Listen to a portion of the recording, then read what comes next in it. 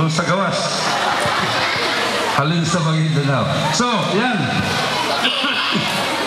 Yan ang istorya ni Congressman Roy Logoles na tao sa Looc, Romblon, sa Romblon, parte pa sa Western Visayas, sa province ng Capiz.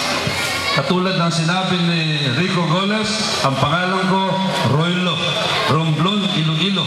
Siguro ako lang ang Ilonggo, nga ang Iloilo nasa akong pangalan. Talo ko kayong lahat. Ha? Kasi yung mga parents ko talagang very proud na sila ay Ilonggo. Sila ay mga taga-Romblon. Kaya binigay sa akin yung pangalan. Kaya yan po ang istorya ng mga Goles pagdating sa Ilonggo. Kaya nung una akong tumakbo noong 1992, ang isa sa mga dahilan kung bakit nanalo ng landslide at parating na nanalo ng landslide si Roy Logoles, merong secret weapon.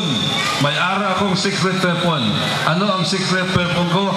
Ang mga Ilonggo dire sa Parañaque.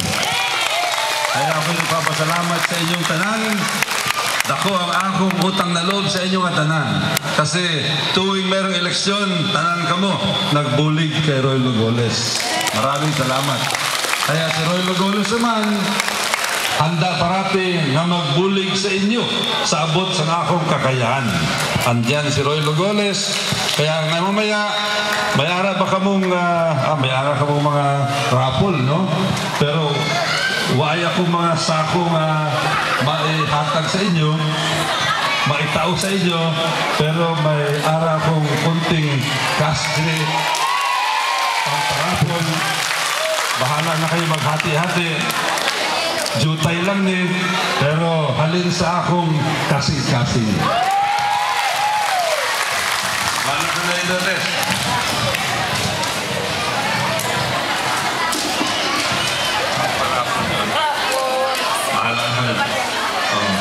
Bahala na kayo maghati-hati. Yung isa, binulsa ko rito dahil may iba pang pupuntahan. 4,000 ang laman sa akong bulsa, ang 3,000 para sa inyo, ang 1,000 para sa uban. So, maraming salamat. Sa muling pagkakataon, nagpapasalamat ako. Ini si Roy Logoles, ang inyong kasimanwa, ang inyong anak, ang inyong manghod, ang inyong magulang, na pareho ninyo, na Ilonggo. Maraming salamat sa inyo. Thank you so much.